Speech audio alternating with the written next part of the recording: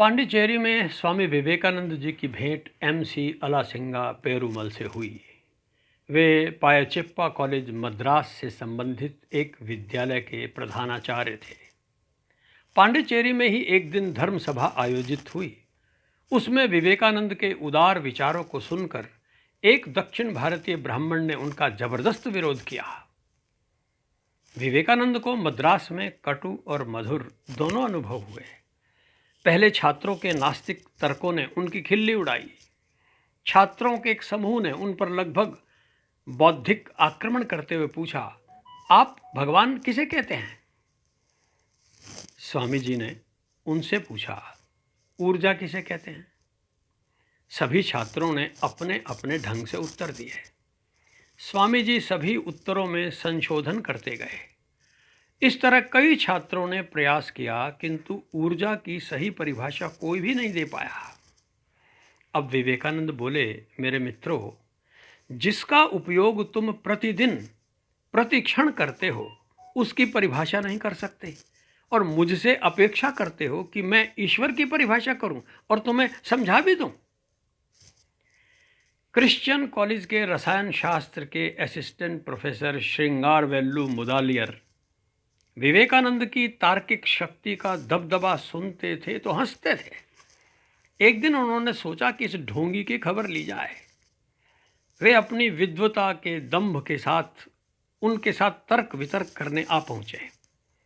आते ही उन्होंने विवेकानंद से सीधा प्रश्न किया कि संसार के सब सुखों को छोड़कर ऐसे भगवान को क्यों याद करें जो कि मिथ्या है। विवेकानंद ने उन पर कटाक्ष किया, वाह श्रृंगारवेल्लु, वाह, तुम जरा देर से आए। अगर पहले आ गए होते तो भगवान कृष्ण को अनासक्ति का उपदेश न देना पड़ता, न ही बुद्ध को कहना पड़ता कि यह संसार दुखमय है, और ना ही ईसा यह कहते कि एक ऊंट तो सुई की छेद में से निकल सकता है, किंतु एक धनी व्यक्ति स्वर्ग नहीं प्राप्त कर सकता। विवेकानंद के इस कटाक्ष से प्रोफेसर श्रृंगारवेल्लु मुदालियर का सारा अहंकार धुल गया और वे विवेकानंद के परम शिष्य बन गए। स्वामी जी ने तब से उन्हें किडी कहना शुरू किया। वे सचमुच बालक की तरह थे, निर्मल और अबोध। वे आजीवन विवेकानंद के प्रति समर्पित हो गए। बाद में प्रबुद्ध भारत नामक अंग्रेजी मासिक पत्रिका का संचालन भी उन्होंने किया। मद्रास में विवेकानंद जी का ऐसा प्रभाव हुआ कि अनेक शिष्यों ने उन्हें धर्म सभा में जाने के लिए आग्रह किया। यहाँ तक कि उन्होंने धनराशि एकत्र भी कर ली। जब स्वामी जी को पता चला तो उन्होंने अलासिंगा से कहा, अभी मुझे माँ का आदेश नहीं मिला है, यह धनराशि गरीबों में बांट दो। शिष्य बहुत निराश हुए, परंतु गुरु की आज्ञा का पालन करना ही था, इसलिए पैसे दान कर दिए। अचानक हैदराबाद से निमंत्रण आया कि वे विवेकानंद के दर्शन करना चाहते हैं। विवेकानंद हैदराबाद पहुंचे तो हैरान रह गए। लगभग 500 लोग जय जयकार करते हुए उन्हें स्टेशन पर लेने पहुंचे। अभूतपूर्व स्वागत हुआ। 13 फरवरी को वे हैदराबाद के प्रधानमंत्री सर आशमन जाह से मिले। रियासत के अन्य पेशकर राजाओं से मिले। सबने सहायता करने का वचन दिया। सबसे महत्वपूर्ण मिलन हुआ सर खुर्शीद जाह से। वे ऐसे पहले मुसलमान थे जिन्होंने हिंदुओं के सभी तीर्थ स्थानों के दर्शन किए थे। स्वभाव से उदार जाह साहब ने उन्हें अपनी ओर से 1000 रुपये की सहायता देने का वचन दिया। सबने मिलकर जिस प्रकार विवेकानंद को अमेरिका जाने के लिए मानसिक रूप से तैयार किया वह महत्वपूर्ण है। उसी दिन महबूब कॉलेज हैदराबाद में एक विशाल जनसभा हुई जिसमें 1000 प्रबुद्ध श्रोताओं ने भाग लिया। हिंदू, मुसलमान और ईसाई सब थे। विषय था पश्चिमी देशों में मेरा उद्देश्य। विवेकानंद को व्यापक जन समर्थन प्राप्त हुआ। हैदराबाद से प्रेरित होकर स्वामी जी मैसूर पहुंचे। यहीं एक दिन उन्हें स्वप्न आया कि उनके गुरु रामकृष्ण परमहंस समुद्र की लहरों पर चलते हुए उन्हें अपने पीछे पीछे आने के लिए कह रहे हैं। अब उन्हें लगा कि नियति उन्हें विश्व धर्म सभा की ओर खींच रही है। अब उनके उत्साही शिष्य अलासिंगा पेरूमल के नेतृत्व में धन एकत्र करने में लग गए। विवेकानंद ने उन्हें आदेश दिया, मैं जन साधारण के लिए जा रहा हूँ, अतः धन भी कुछ राजाओं से ना लेकर जन साधारण से एकत्र किया जाए। आदेश शिरोधार्य किया गया। लोगों से 1 रुपया, 10 रुपया, 100 रुपये करके धन एकत्र किया गया। एक दिन वे थियोसॉफिकल सोसाइटी के कार्यालय पहुँचे। यहाँ कर्नल ऑलकॉट से भेंट हुई। स्वामी जी ने उनसे कहा, मैं अमेरिका जा रहा हूँ धर्म महासभा में भाग लेने के लिए। हो सके तो मुझे एक आध परिचय पत्र दे दें ताकि किसी विशेष स्थिति में काम आ सके। ऑलकॉट बोले, इसके लिए आपको हमारी सभा का सदस्य बनना होगा। स्वामी जी बोले, यह तो मैं नहीं हूँ। दरअसल मैं आपके सभी सिद्धांतों में विश्वास नहीं रखता।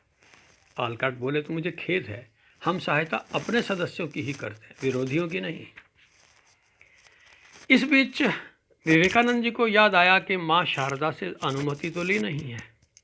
वे उनका आशीर्वाद लेने के लिए पहुँचे। माँ की आंखों में तरलता आ गई। वे नरेन से असीम प्रेम करती थी, कैसे जाने दे अपनी आंखों से इतनी दूर। स्वामी जी ने उन्हें अपने गुरु की इच्छा के बारे में बताकर संतुष्ट किया। संयोग की बात, एक दिन खेतड़ी के दीवान जगमोहन लाल वहां आ पहुंचे। आते ही चरणों में पड़ गए। बोले, आपके आशीष से राजकुमार का जन्म हुआ है। अन्नप्राशन संस्कार आपके बिना फीका रहेगा। स्वामी जी ने अपनी व्यस्तता के बारे में बताया। जगमोहन लाल बोले, महाराज निवेदन कर रहे थे कि आपको अमेरिका भेजने का दायित्व तो हमारा था। यह सुनना था कि स्वामी जी पिघल गए। उन्हें याद आया कि कैसे महाराज अजीत सिंह ने अपना राजपाट उनके लिए समर्पित कर दिया था, परंतु मद्रास वासियों से कैसे कहें। दोनों ओर इतना प्रेम था। अंततः उन्होंने मद्रास वासियों से क्षमा मांगी। इधर मद्रास वासी उन्हें छोड़ते हुए आंखों में आंसू लिए हुए थे और उधर राजा अजीत सिंह ने उन्हें सामने पाया तो चरणों में दंडवत प्रणाम किया। सारा जन समूह श्रद्धा से झूम उठा। मार्ग में जगह जगह स्वागत द्वार बने हुए थे। नगर को दुल्हन की तरह सजाया गया था। स्वामी जी ने नवजात शिशु को आशीर्वाद दिया। वे चलने के लिए तैयार हुए। स्वामी जी ने उनसे एक निवेदन किया, स्वामी जी, अब तक आपने अपना कोई नाम निश्चित नहीं किया है। हमें लगता है कि आप पूर्ण विवेक को प्राप्त हैं, अतः हम आपको विवेकानंद कहना चाहते हैं। हमें कह लेने दीजिए, यह सरल भी है और सुनने में मधुर भी। स्वामी जी ने स्वीकार किया। बोले, आपकी इच्छा पूरी हो। 18 अप्रैल 1893 को विवेकानंद मुंबई पहुँचे। खेतड़ी के मुंशी जगमोहन लाल साथ थे। स्टेशन पर उनके शिष्य अलासिंगा पेरूमल उनकी प्रतीक्षा करते मिले। जहाज 31 मई को छूटना था। इस बीच जगमोहन लाल ने स्वामी जी के लिए बहुत कीमती रेशम का चोगा और साफा खरीदा। स्वामी जी ने पूछा, ये कपड़े आप महाराजा अजीत सिंह के लिए खरीद रहे हैं या एक सन्यासी के लिए? जगमोहन बोले, आप हमारे राजा के गुरु हैं और गुरु को शिष्यों से अधिक मूल्यवान वस्त्र पहनने चाहिए। जगमोहन लाल ने उनके लिए प्रथम श्रेणी की टिकट खरीदी। जब स्वामी जी ने बताया कि टिकट पहले ही खरीदी जा चुकी है तो वे बोले, नहीं, खेतड़ी के महाराज के गुरु प्रथम श्रेणी में ही यात्रा करेंगे। विदेश यात्रा के चक्कर में बहुत सारा सामान इकट्ठा हो गया। विवेकानंद को पहली बार लगा कि साजो सामान संभालने में कितना झंझट है।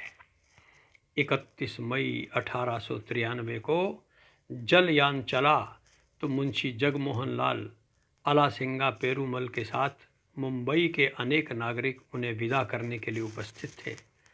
विवेकानंद ने नम आँखों से रामकृष्ण परमहंस को याद किया, जैसी आपकी इच्छा, और जहाज चल पड़ा।